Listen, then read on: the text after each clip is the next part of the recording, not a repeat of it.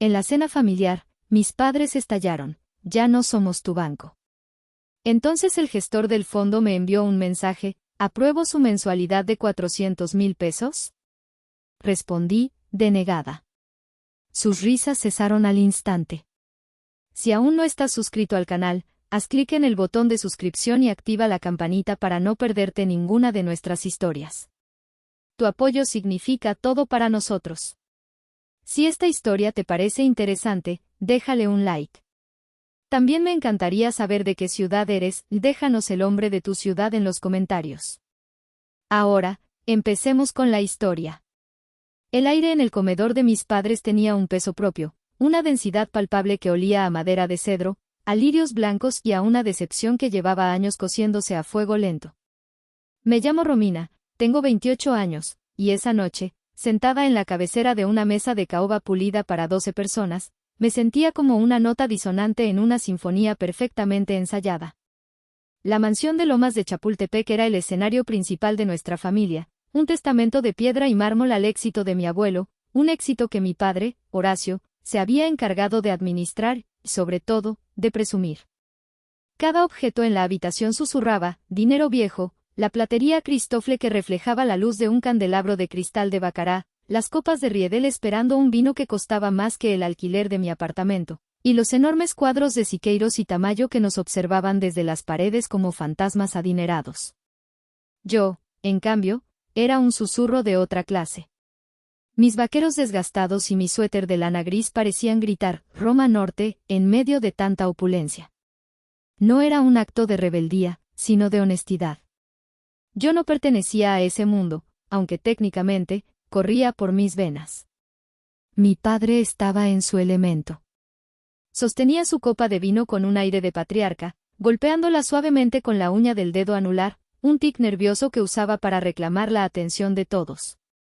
El mercado inmobiliario de lujo en la Ciudad de México está en un punto de inflexión, pontificaba, mirando a nadie en particular y a todos al mismo tiempo. Hay que saber cuándo atacar, cuándo ser un león. Mi madre, Lidia, ajustó su collar de perlas de 3 vueltas, un regalo de aniversario que, según ella, era discreto.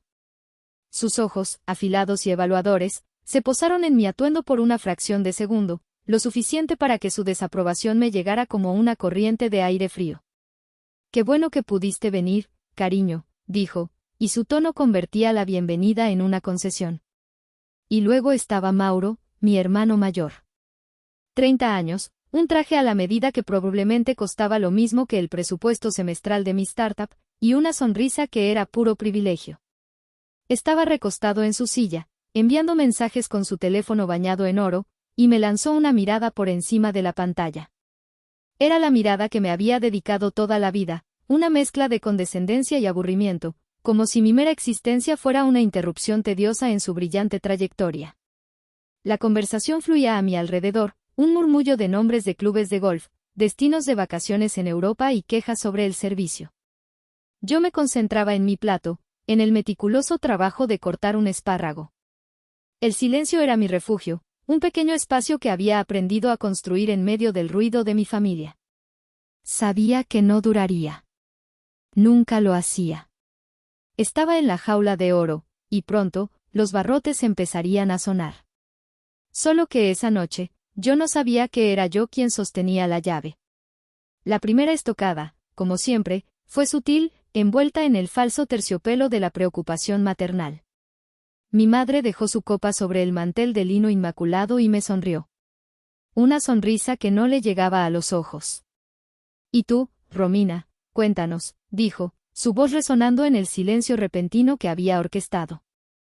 «¿Cómo va tu proyectito? Leí que saliste en una revistita de tecnología. ¡Qué tierno!».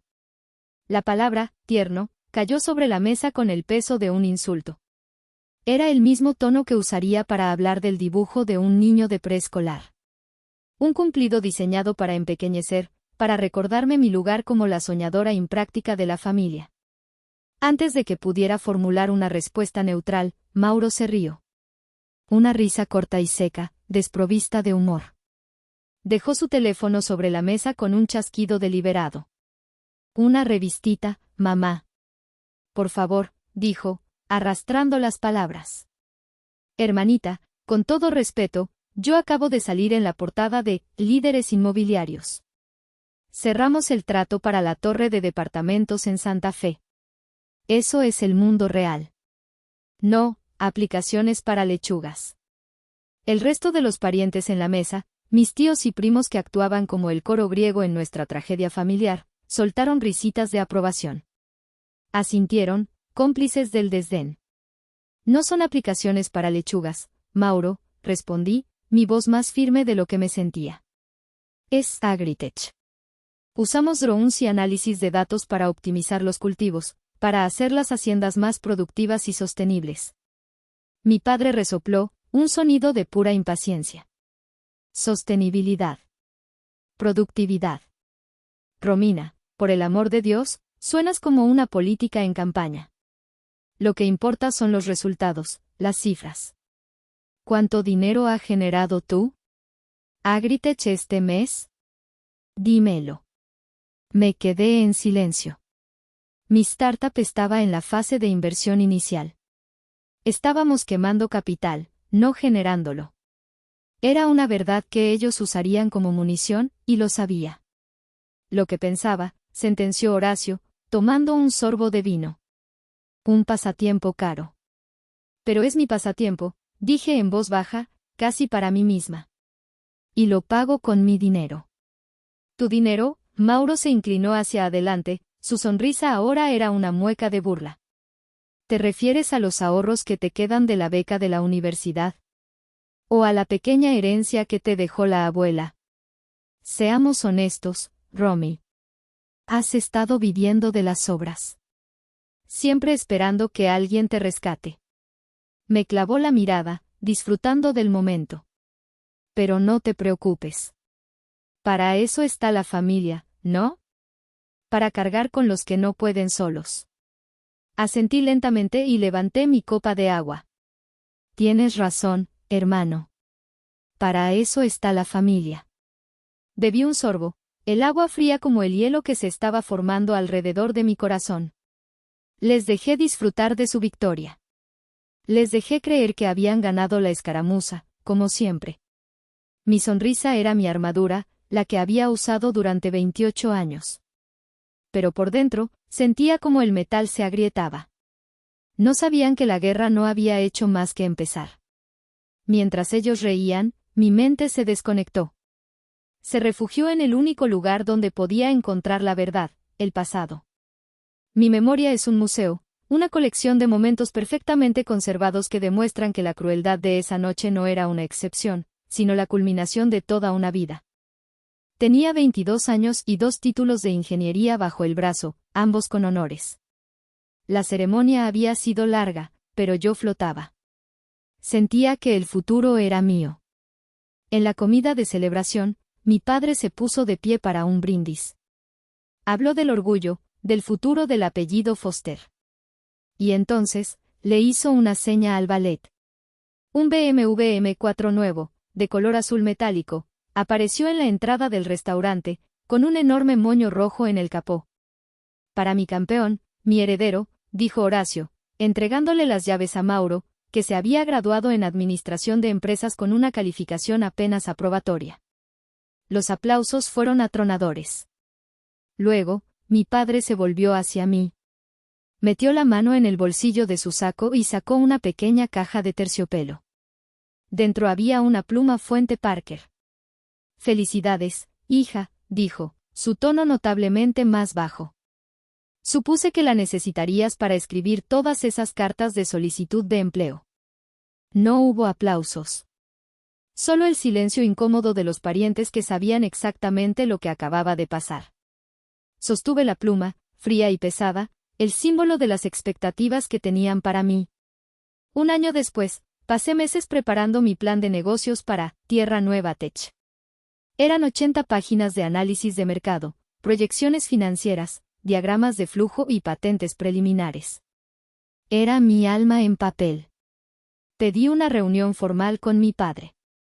Me senté frente a él en su despacho, un santuario de cuero y caoba, y le expliqué con pasión cómo mi idea podría revolucionar la agricultura en México, cómo podría honrar el verdadero legado de mi abuelo, que había hecho su fortuna con la tierra.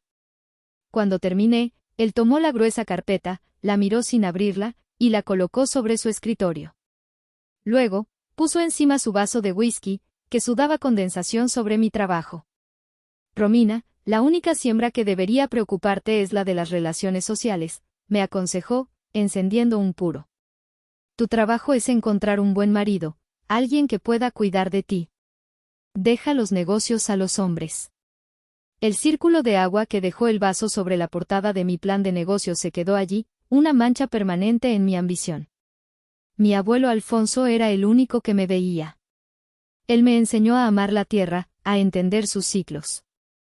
Antes de morir, me mostró su posesión más preciada, un reloj Patek Philippe de 1952. Los hombres como tu padre y tu hermano ven esto como un símbolo de estatus, me dijo, su voz ronca por la edad. Pero es un tributo a la ingeniería, a la precisión. Como tú, mi niña. Es para ti. Murió una semana después. En el reparto de sus efectos personales, Mauro tomó el reloj. Cuando le recordé la promesa del abuelo, se encogió de hombros. Seguro que lo oíste mal. Apelé a mi madre. Ella me miró con una especie de lástima irritada. Ay, Romina. Seamos realistas. Un reloj así le luce más a un hombre. Le ayuda a proyectar éxito. ¿Tú para qué lo querrías? ¿Para verla ahora mientras estás cubierta de lodo? Esa noche, en mi habitación, lloré por el reloj. Pero no era por el objeto. Lloraba porque me habían robado un recuerdo, un último vínculo con la única persona que había creído en mí. Me habían robado la validación que tan desesperadamente necesitaba. Volví al presente con el sonido de la risa de Mauro. Estaba contando una anécdota sobre cómo había humillado a un competidor. Mi museo de heridas tenía una nueva pieza para exhibir, esa misma risa, resonando sobre las ruinas de mis esperanzas. La estocada final no vino de mi madre ni de mi hermano. Vino del león, del patriarca. Mi padre. Aprovechando una pausa en la jactancia de Mauro, decidí que era ahora o nunca. Quizás una pequeña muestra de progreso tangible podría cambiar algo. Aclaré la garganta. De hecho, el proyecto va bien, dije, intentando que mi voz sonara casual. Tanto que estoy pensando en contratar a 2 becarios de la UNAM. Jóvenes brillantes. Solo necesitaría un pequeño préstamo para cubrir sus sueldos los primeros 6 meses. Lo devolvería con intereses, por supuesto. El silencio que siguió fue absoluto, pesado. Horacio dejó su copa sobre la mesa con un golpe seco que hizo vibrar los cubiertos. Me miró fijamente, y por primera vez en mucho tiempo, vi algo más allá de la indiferencia en sus ojos. Vi una furia helada. «¿Préstamo?», repitió, como si la palabra fuera un veneno. Se inclinó sobre la mesa, su cuerpo macizo proyectando una sombra sobre mí. «Ya basta. ¿No lo entiendes? Basta». Su voz retumbó en el comedor. Mi madre dio un respingo. Mauro dejó de sonreír. Estamos cansados, Romina. Cansados de tus sueños de niña exploradora. Cansados de tus fracasos disfrazados de proyectos. Tu hermano está construyendo un imperio, asegurando el futuro de esta familia. Tu madre mantiene nuestro estatus social, una tarea de tiempo completo. ¿Y tú? ¿Qué haces tú? Juegas con tierra y computadoras, esperando que papá venga a pagar las facturas. Se puso de pie, su presencia llenando la habitación. Mauro necesita más capital para expandirse. Tu madre quiere renovar el jardín de la azotea. Nuestro dinero tiene un propósito, y ese propósito no es financiar tus caprichos. Caminó alrededor de la mesa hasta quedar de pie detrás de mí.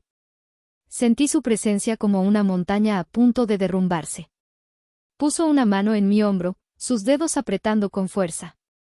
Así que escúchame bien, porque no lo voy a repetir, susurró, su aliento oliendo a vino caro y a desprecio. La chequera de papá se ha cerrado. Se acabó el subsidio. Se acabaron los rescates. Nosotros ya no somos tu banco. Retiró la mano y volvió a su asiento. Mauro soltó una carcajada, esta vez sonora y triunfante. Ya era hora, exclamó, levantando su copa. A ver si un poco de realidad te sienta bien, hermanita. Se rieron. Mi padre, mi madre, mi hermano. Sus risas se entrelazaron en una melodía cruel, el sonido de mi sentencia. Creían que me habían acorralado, que me habían puesto en mi lugar de una vez por todas.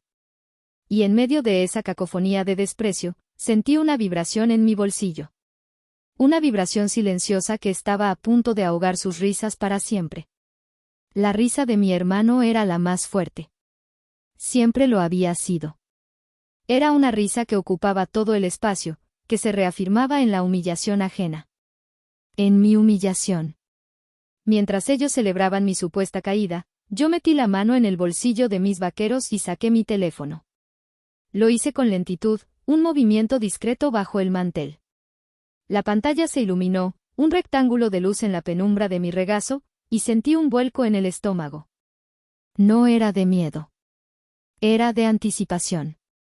Era una notificación de la aplicación de mensajería encriptada que usaba para comunicarme con una sola persona en el mundo, el licenciado Valentín Rojas, el albacea del testamento de mi abuelo y el gestor del fideicomiso familiar. El mensaje era breve, protocolario, y en ese momento, el texto más hermoso que había leído en mi vida. Señorita Romina, favor de confirmar las transferencias mensuales para Horacio, Lidia y Mauro Foster. Monto, 400,000 pesos mexicanos cada uno. Quedo a sus órdenes. Debajo del texto, 2 botones virtuales brillaban con un poder casi divino, aprobar y denegar. 400,000 pesos. Al mes. Para cada uno. 1,200,000 pesos en total, saliendo puntualmente de las arcas del fideicomiso que mi abuelo había construido con el sudor de su frente, el mismo fideicomiso que ellos creían que mi padre controlaba.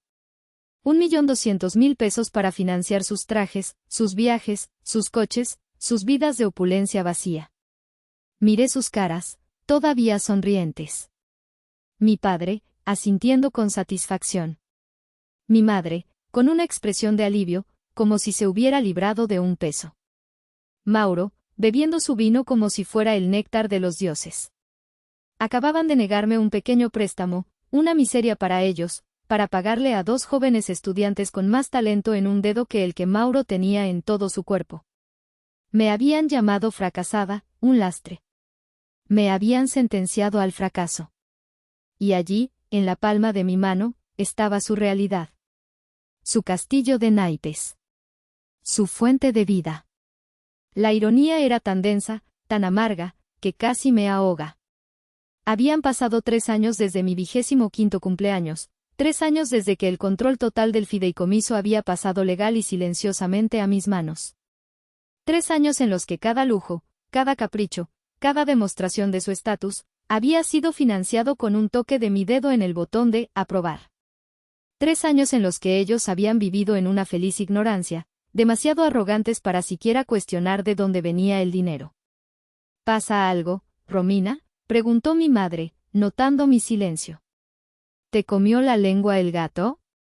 Levanté la vista. La sonrisa en mi rostro, esa vieja armadura, se sintió diferente. Ya no era para protegerme. Era para ocultar lo que estaba a punto de hacer. No, mamá. Nada, respondí. Solo estaba pensando. Y vaya que lo estaba. Estaba pensando en la justicia. Estaba pensando en el poder.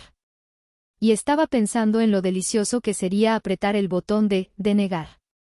Justo cuando mi pulgar se cernía sobre el botón de denegar, una segunda notificación vibró en el teléfono. Mi corazón dio un brinco, esta vez por una razón diferente. Era un mensaje de WhatsApp de Gemma, mi socia y la única persona que realmente entendía la locura que era mi vida familiar. El mensaje no tenía texto. Era solo una captura de pantalla. Abrí la imagen, mis ojos recorriendo las líneas de un correo electrónico. La remitente era una importante firma de capital de riesgo, una con la que habíamos estado en conversaciones durante meses. Era la inversión que podría catapultar Tierra Nueva Tech a la estratosfera. O más bien, que podría haberlo hecho. Leí el cuerpo del correo, y el aire se escapó de mis pulmones en una exhalación silenciosa. Estimada señorita Foster. Después de una cuidadosa consideración y una debida diligencia adicional, lamentamos informarle que hemos decidido retirar nuestra oferta de inversión. Si bien su tecnología es prometedora, hemos recibido información preocupante de una fuente interna y familiar que pone en duda la viabilidad a largo plazo del proyecto y, francamente, su liderazgo. Específicamente, se nos advirtió que usted tiene un historial de inestabilidad emocional, y que este proyecto es simplemente una forma de llamar la atención de su familia. No podemos invertir el dinero de nuestros socios en un entorno tan volátil. Le deseamos suerte en sus futuros emprendimientos.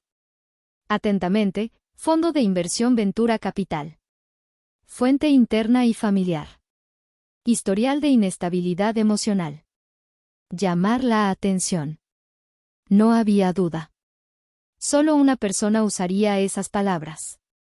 Solo una persona tendría el descaro, la crueldad, de apuñalarme por la espalda de una manera tan vil. Mauro. Levanté la vista hacia él. Estaba explicándole a mi tío cómo había destruido a la competencia en su último negocio. Se reía, lleno de sí mismo, completamente ajeno a la bomba que acababa de detonar en mi mundo. Sentí una calma helada extendiéndose por mis venas. El dolor era tan agudo, tan profundo, que se transformó en algo más. En claridad. Esto ya no se trataba de desprecio. No se trataba de ser la oveja negra o la soñadora impráctica. Esto era un sabotaje deliberado. Mi hermano no solo quería que yo fracasara, él había trabajado activamente para asegurarse de que lo hiciera. Había envenenado el pozo. Había intentado destruir no solo mi empresa, sino mi reputación, mi credibilidad. Me había pintado como una loca. ¿Y mis padres, eran cómplices? ¿O simplemente ignorantes? En ese momento, no importaba. Su ceguera voluntaria, su favoritismo descarado, habían creado al monstruo que ahora se sentaba frente a mí, presumiendo de sus victorias ficticias. La duda que podría haber sentido al cortarles los fondos se evaporó. La pequeña punzada de culpa familiar se extinguió. Todo lo que quedaba era la certeza fría y dura de que la línea se había cruzado. Ya no eran mi familia en ningún sentido que importara. Eran mis adversarios. Volví a mirar la pantalla de mi teléfono. El botón de denegar ya no parecía una opción. Parecía un deber. Una necesidad. Era el primer paso no para vengarme, sino para sobrevivir. Para reclamar la narrativa que habían intentado robarme. Ya no se trataba de su dinero. Se trataba de mi vida. En el torbellino de traición y rabia, mi mano buscó instintivamente el interior de mi bolso. Mis dedos encontraron la superficie fría y lisa de un objeto familiar, un ancla en mi tormenta personal, la vieja brújula de latón de mi abuelo. No era un objeto de valor monetario, pero para mí, no tenía precio. Me la había dado en mi 18º cumpleaños, en el jardín de la hacienda que él tanto amaba, lejos de los oídos de mis padres. El recuerdo era tan vívido como si hubiera sido ayer. El sol de la tarde filtrándose a través de las hojas de los fresnos, el olor a tierra húmeda y a azahares. El abuelo Alfonso, ya encorvado por la edad pero con los ojos tan claros y penetrantes como siempre, puso la brújula en mi mano. El mundo, Romina, me dijo, su voz un susurro ronco, intentará constantemente empujarte en la dirección que a ellos les conviene. Tu padre te empujará hacia la seguridad. Tu madre, hacia las apariencias. Tu hermano, hacia su propia sombra. Te dirán dónde está el norte. Cerró mis dedos sobre la brújula. Pero esta pequeña cosa solo conoce un norte. El verdadero. Tu trabajo en esta vida, mi niña, no es seguir las brújulas de los demás. Es encontrar tu propio norte y nunca, nunca, desviarte de él, sin importar cuán fuerte sople el viento. Esa brújula se convirtió en mi talismán. Y sus palabras, en mi credo. Años después, en mi 25º cumpleaños, el licenciado Valentín Rojas me citó en su oficina. Era un hombre que parecía tallado en la misma madera vieja y noble que los muebles de su despacho. Me sirvió un vaso de agua y fue directo al grano. Su abuelo era un hombre sabio, señorita Romina, comenzó. Veía las cosas con una claridad que a su hijo, con todo respeto, le falta. Veía la arrogancia de su nieto y la ambición superficial de su nuera. Abrió un portafolio de cuero y sacó un documento grueso, encuadernado en piel. Él creía que usted era el norte verdadero de esta familia. Por eso, en secreto, estableció un fideicomiso. Y la nombró a usted no solo beneficiaria, sino fideicomisaria única y absoluta. El control total pasaría a sus manos el día que cumpliera 25 años. Me quedé sin palabras. Él no le dejó dinero, señorita, continuó el abogado, sus ojos fijos en los míos. Le dejó una responsabilidad. Y poder. Me dio instrucciones de no informarle hasta que yo considerara que estaba lista, hasta que hubiera forjado su propio camino, lejos de la influencia de ellos. Creo que ese día ha llegado. Esa noche, sostuve la brújula y el documento del fideicomiso, y entendí. Mi abuelo no me había dado una red de seguridad. Me había dado una espada. Y me había confiado la tarea de decidir cuándo y cómo usarla. Durante 3 años, la mantuve envainada. Aprobé cada transferencia, financié cada capricho, observando en silencio, esperando. Esperando una señal, una prueba de que quizás, solo quizás, podrían cambiar. De que podrían verme. El correo electrónico de Gemma no fue una señal. Fue un disparo de cañón. El viento no solo soplaba fuerte, era un huracán que amenazaba con arrancarme de raíz. Apreté la brújula en mi mano. El latón estaba caliente. O quizás era la furia que ardía dentro de mí. El susurro de mi abuelo resonó en mi mente: encuentra tu norte, Romina. Y en ese instante, lo encontré. Mi norte no era la venganza. Era la justicia. Mi norte no era destruirlos. Era construirme a mí misma sobre las ruinas de sus mentiras. Si me disculpan, dije, mi voz sorprendentemente serena. Necesito tomar una llamada. Me puse de pie. Las 3 pares de ojos de mis verdugos se posaron en mí, llenos de una curiosidad teñida de irritación por mi interrupción de su celebración. Nadie protestó. Probablemente asumieron que era alguna otra pequeña crisis de mi pequeña e insignificante vida. Caminé sin prisa hacia las puertas francesas que daban a la terraza. El aire fresco de la noche de la Ciudad de México fue un bálsamo en mi piel encendida. Me apoyé en la balaustrada de piedra, mirando las luces parpadeantes de la ciudad que se extendía bajo nosotros, un universo de posibilidades muy lejos de la asfixiante atmósfera del comedor. Saqué mi teléfono. No volví a mirar el mensaje del abogado. No necesitaba hacerlo. Ignoré los botones de aprobar y de negar. En su lugar, abrí mi lista de contactos y presioné el nombre del licenciado Valentín Rojas. Sonó una vez. 2 veces. Señorita Romina, la voz del abogado sonó clara y profesional al otro lado de la línea, incluso a través del teléfono. Licenciado Valentín, respondí, mi voz baja pero firme, sin un ápice de duda.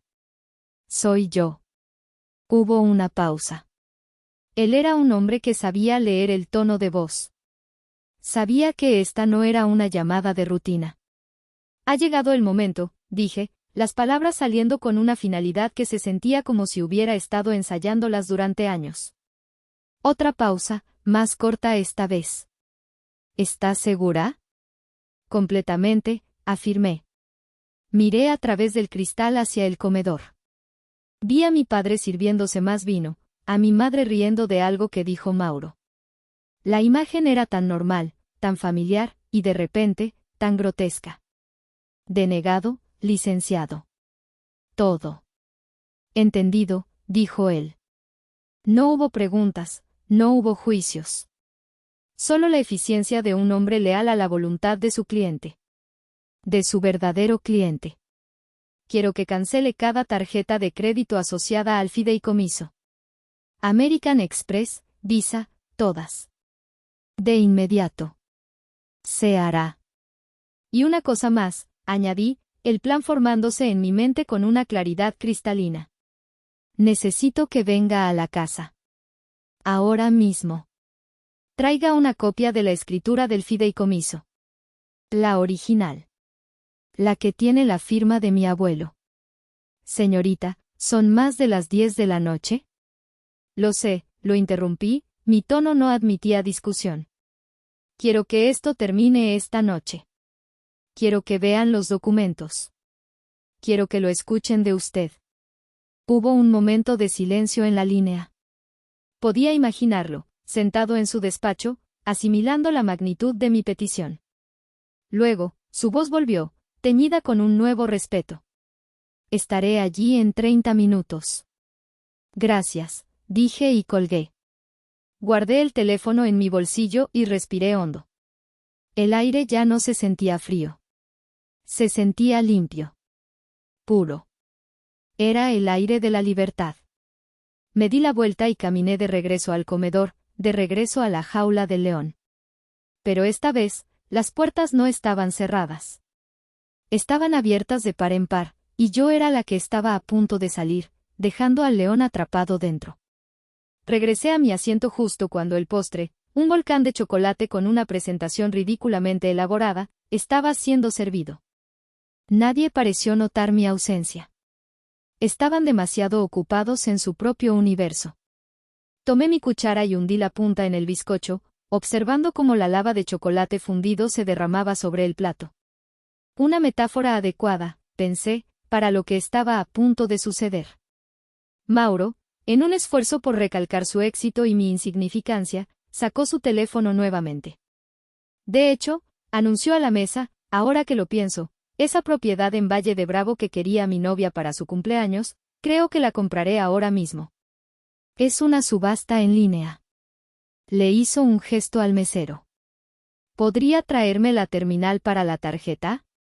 La Centurión. Pronunció el nombre de la tarjeta, American Express Centurión, con una reverencia casi religiosa. La infame tarjeta negra, el máximo símbolo de estatus, disponible solo por invitación. El mesero, impresionado, se apresuró a cumplir.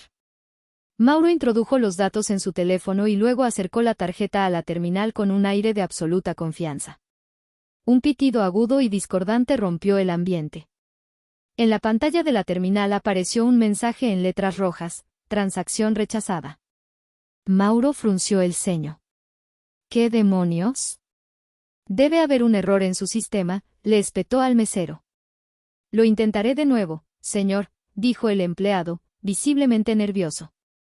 Lo intentó de nuevo. Mismo resultado. Inútil, ladró Mauro. Déjelo, pagaré con la Visa Infinite. Sacó otra tarjeta de su cartera de piel de cocodrilo. La pasó. Transacción rechazada.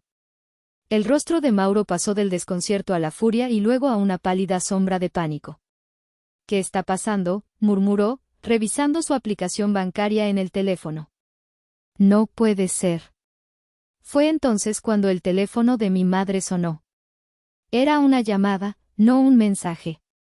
Miró la pantalla y su sonrisa se desvaneció. Es de la joyería, susurró a mi padre. Sobre el collar que encargué. Contestó, su voz un trino meloso.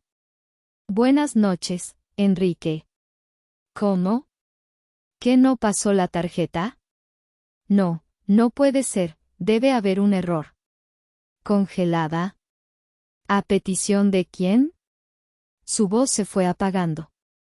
Colgó el teléfono lentamente, sus ojos como platos. Miró a mi padre. Horacio, dicen que la cuenta está congelada. A petición del gestor del fideicomiso. Todas las miradas se volvieron hacia mí.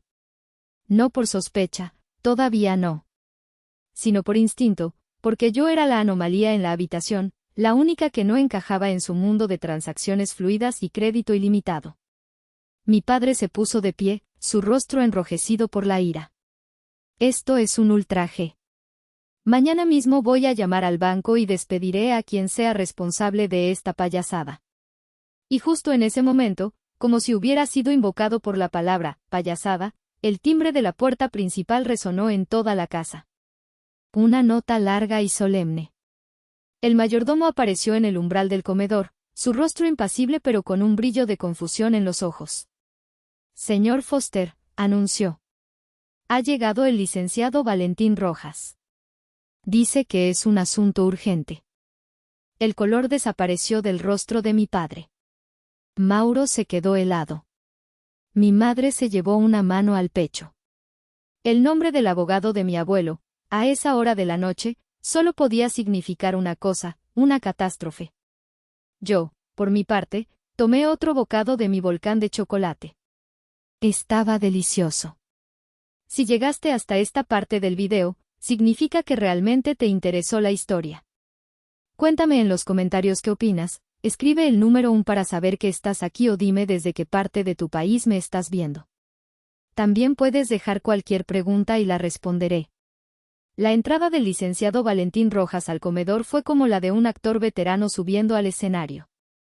Era un hombre de unos 70 años, alto y delgado, con un traje de lana gris impecable y un aire de autoridad tranquila que hacía que mi padre, a pesar de su corpulencia y su vozarrón, pareciera un niño petulante. No llevaba prisa. Sus pasos eran medidos sobre la alfombra persa. En su mano derecha sostenía un portafolio de cuero oscuro, abultado por los documentos que contenía. Sus ojos, detrás de unas gafas de montura de carey, recorrieron la habitación, asimilando la escena, el postre a medio comer, los rostros tensos, el lujo decadente. Horacio fue el primero en romper el silencio. ¿Valentín? ¿Qué significa esto? ¿Qué emergencia puede haber a estas horas de la noche? Su tono intentaba ser autoritario, pero había una nota de aprensión que no pudo ocultar. El licenciado Rojas ignoró a mi padre por completo. Su mirada me encontró a mí, sentada en mi silla. Y entonces, hizo algo que cambió la dinámica de poder en la habitación de forma irrevocable. Se inclinó ligeramente desde la cintura, una reverencia sutil pero inconfundible.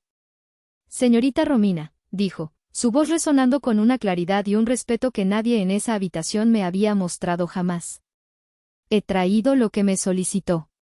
El silencio que siguió fue tan profundo que pude oír el zumbido del refrigerador de vinos al otro lado de la casa. Mi madre miró de mí al abogado y de vuelta a mí, su boca ligeramente abierta. Mauro parecía haber visto un fantasma. Mi padre simplemente parpadeó, procesando la escena con una lentitud exasperante.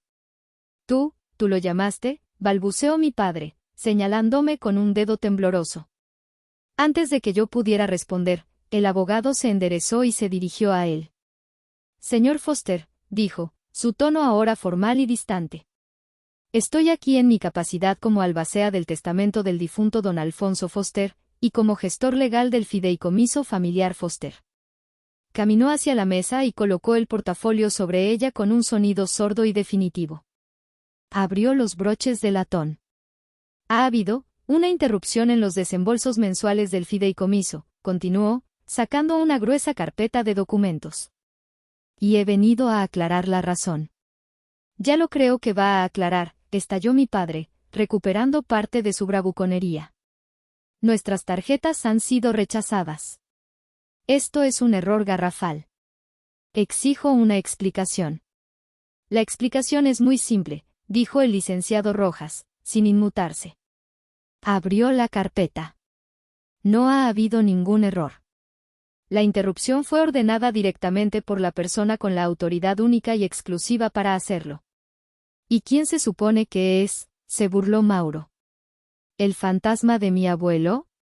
El licenciado Rojas levantó la vista de sus papeles. Sus ojos se posaron fríamente en mi hermano. No, joven, dijo, su voz cortante como el cristal.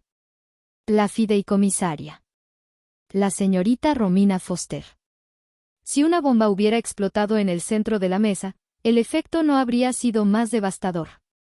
La conmoción en sus rostros era una obra de arte, incredulidad, negación, una chispa de miedo.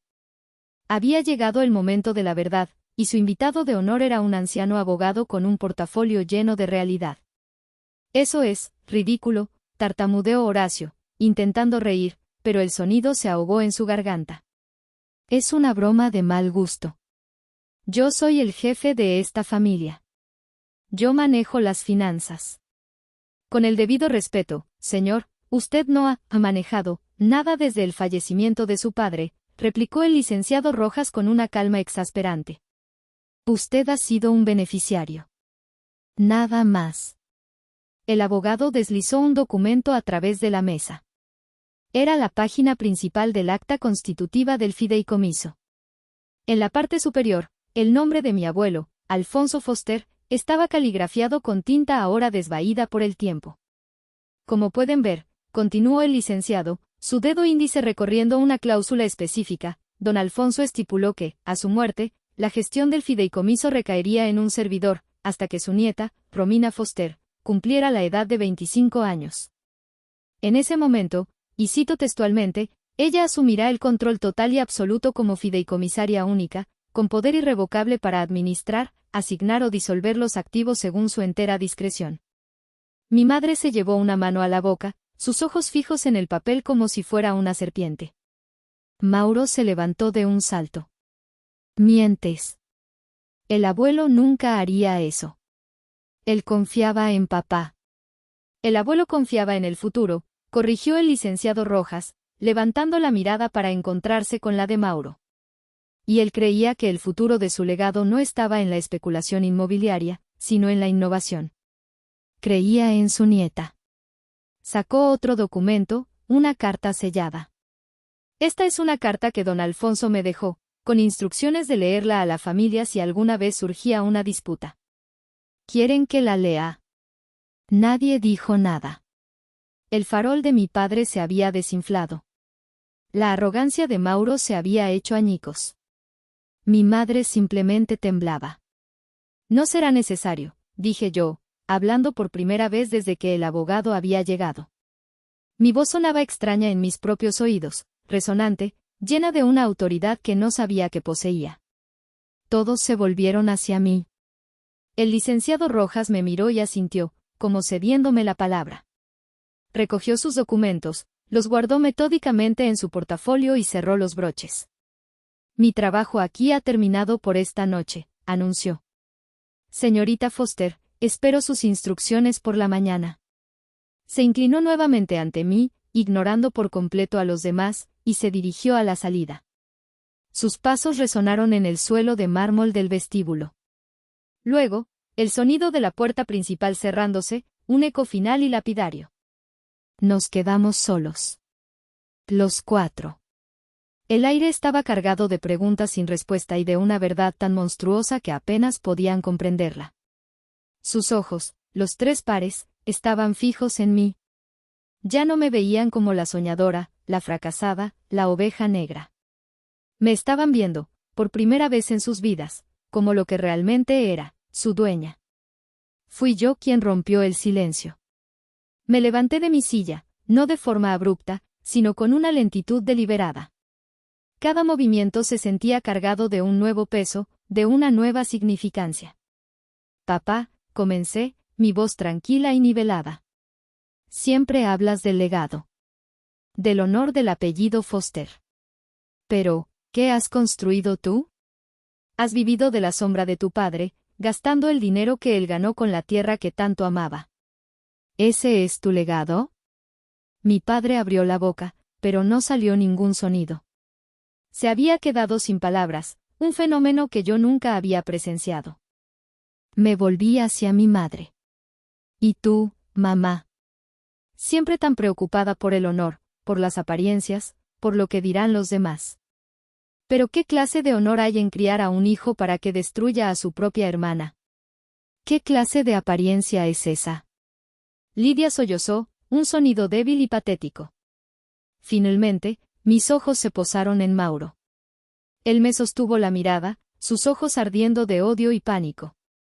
Saqué mi teléfono y abrí la captura de pantalla que Gemma me había enviado. Se la mostré. Historial de inestabilidad emocional, leí en voz alta. ¿Solo para llamar la atención? Así es como destruyes a la competencia, Mauro. ¿Apuñalando a tu propia hermana por la espalda? Eres un cobarde. Un fraude celoso que no soporta la idea de que alguien en esta familia, especialmente yo, pueda lograr algo por sí misma, sin depender del dinero del abuelo. Tú, Ciceo, tú no sabes nada. Oh, lo sé todo, repliqué, mi voz adquiriendo un filo de acero. Sé que durante 3 años, cada uno de tus trajes, cada uno de tus coches, cada uno de tus grandes negocios, ha sido pagado con mi firma. Te he estado manteniendo, hermano. A todos ustedes.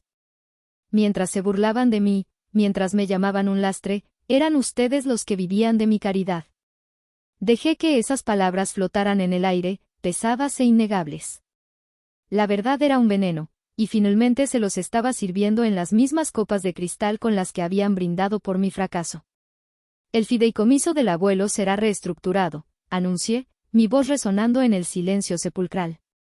Su propósito era construir, no mantener parásitos. Por lo tanto, a partir de mañana, la totalidad de los 500 millones de pesos será transferida como capital de inversión a mi empresa, Tierra Nueva Tech. Horacio ahogó un grito. El rostro de Lidia era una máscara de horror. Las asignaciones mensuales, continué, mi mirada pasando de uno a otro, se terminan. Permanentemente. Tendrán que aprender lo que significa ganarse la vida. Una lección que debieron haber aprendido hace 30 años. Caminé lentamente alrededor de la mesa, mis pasos marcando el ritmo de su nueva realidad. Me detuve frente a la ventana, mirando la oscuridad. Esta casa, dije, señalando el lujo que los rodeaba, es el activo más grande del fideicomiso. Y es un activo improductivo. Será puesta en venta a finales de la semana. No puedes, gritó mi madre, su voz rota por la histeria. Crecimos aquí. Es nuestro hogar. Me volví para enfrentarla. Era el hogar de mi abuelo. Ustedes solo han sido sus ocupantes. Tienen 60 días para desalojar la propiedad y llevarse sus efectos personales. Después de eso, el contenido restante será donado. Mauro dio un paso hacia mí, su rostro contorsionado por la rabia. Eres un monstruo. No, respondí, sin retroceder. Soy el resultado de sus acciones. Soy el espejo en el que finalmente se están viendo reflejados. Y no les gusta la imagen. Saqué del bolsillo la vieja brújula de latón de mi abuelo. La coloqué suavemente sobre la mesa de caoba, justo en el centro. La aguja giró por un momento antes de asentarse, apuntando firmemente hacia el norte. Él me enseñó a encontrar mi camino, dije en voz baja. Y mi camino ya no los incluye a ustedes. Sin otra palabra, me di la vuelta y salí del comedor. No corrí. No miré hacia atrás. Caminé a través del vestíbulo de mármol, abrí la pesada puerta principal y salí a la noche. El aire nunca se había sentido tan dulce. La libertad nunca había sido tan real. Detrás de mí, dejé las ruinas de una familia que se había derrumbado bajo el peso de su propia arrogancia. 6 meses después, el mundo era un lugar diferente. O quizás, el mundo era el mismo, pero yo lo veía con otros ojos. Estoy de pie en medio de nuestro nuevo laboratorio y oficina en el corazón del corredor tecnológico de la ciudad. El espacio es abierto, lleno de luz, y el aire vibra con la energía de mentes jóvenes y brillantes que debaten sobre algoritmos de análisis de suelo y trayectorias de drones. En la pared de la entrada, el logo de Tierra Nueva Tech brilla sobre un jardín vertical. A su lado, enmarcado, está el primer artículo que escribió una importante publicación de negocios sobre nosotros, titulándolo, La startup que está sembrando el futuro de México. No fue fácil. Hubo batallas legales.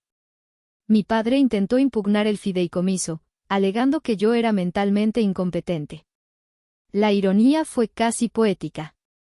Pero los documentos de mi abuelo eran de hierro, y la evaluación psiquiátrica ordenada por el tribunal solo demostró que yo era, en palabras del doctor, excepcionalmente lúcida. Perdieron. En todos los frentes. La mansión de Lomas se vendió en una semana. Escuché a través de Gemma, quien a su vez lo escuchó de un primo lejano, que mis padres se mudaron a un departamento de 2 recámaras en la colonia del Valle. Mi padre tuvo que volver a trabajar, por primera vez en su vida, como consultor para una de las viejas empresas de sus amigos. Mi madre, devastada por la pérdida de su estatus social, rara vez sale de casa. Mauro fue el que peor cayó. Sin el respaldo del fideicomiso, su imperio inmobiliario de humo y espejos se derrumbó. Sus inversionistas, que en realidad eran sus amigos ricos, le dieron la espalda.